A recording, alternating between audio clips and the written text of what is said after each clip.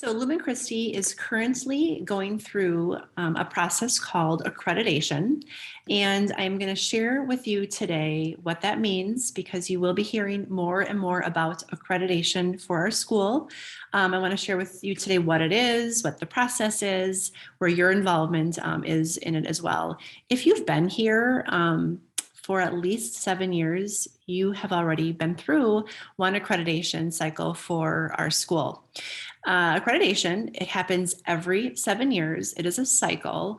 And really the purpose of accreditation is really to assure the quality of our school of Lumen Christi, to make sure that we are of utmost quality around all aspects of school, and to assist us in moving towards improvement.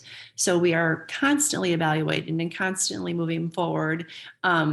More informally, accreditation is a formal process that happens every 7 years. There's some accountability aspects built in as well to ensure and verify that we are doing what we need to do as a school to provide a high quality Catholic education to all members of our school community. So it happens every 7 years. In year 6 of that process, the school goes through what's called a self-study. So the accreditation is built around 73 benchmarks that were set by the National Benchmarks and Standards for Effective Schools. So there's 73 standards.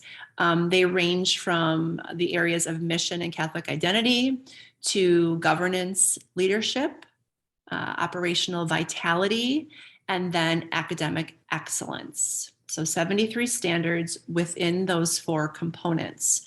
Some specifics would be, do we have a budget that is viable to maintain being open and running our school? Do we have handbooks in place? Do we have policies and procedures in place? Do we use student data to improve our learning of our students? Are we following standards for curriculum and instruction? Are our teachers certified to be teachers? So it really kind of goes the realm of many different components. So in year 6, what happens is our staff within the school, they spend a lot of time. We break them off into 3 teams, and then each team is assigned a set of standards, and that team dives into those standards. They read them through. There is a rubric attached to every standard that lays out, as a school, do you not meet that standard? Do you partially meet that standard? Do you meet that standard, or do you exceed the expectations for that standard? It's very clear. So our staff, reads the standard, reads the criteria, and then has discussions and starts to discuss, where do they think we are as a school? Once they set where they feel that we are, we then have to write a statement about, why we feel that we're, let's say, exceeding that standard. So we have to write a narrative, and then we have to find evidence to support that narrative. So we can't just say something, we have to prove it with evidence. So that's what's going on this year. Once a month, our staff meets for this after school. And then we also have a leadership team that meets on top of that on a monthly basis for a half a day to pull everything together. At this point, the self-study has to be completed by June.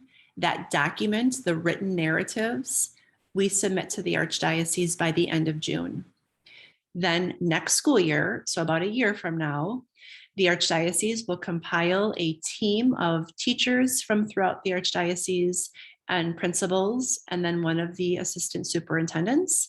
They will be on site for 2 full days.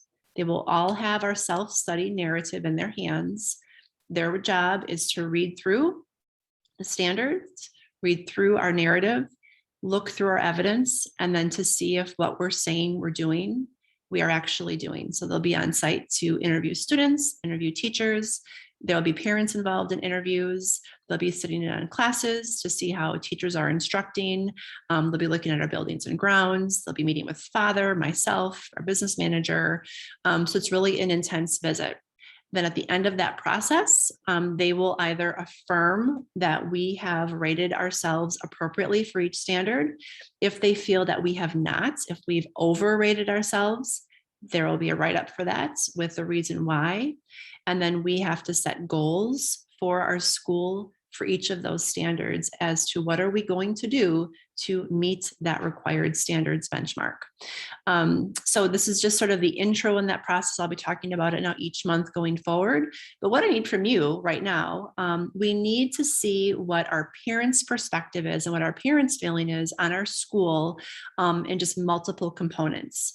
So in today's email, you will see a link for a parent survey. I ask that you fill this survey out.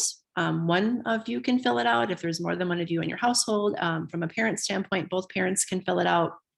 The feedback we get from this survey is really essential in helping our accreditation team navigate where parents feel that our school is succeeding and where we can make improvements on for evidence against our standards.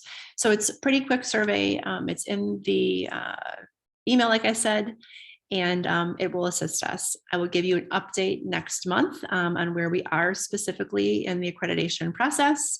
At this point, we're 23% done, which is good news. I shared that with staff last week. So we're 23% of the way through the document, but next month I'll give you specifics. I will share some specific standards with you and where we feel we are with those standards. And then every month going forward, I will also be sharing more information with you. So thank you so much for your assistance in this process. It really is laborious, but on the flip side, it is also a wonderful process. We can celebrate all the wonderful, wonderful things happening in our school.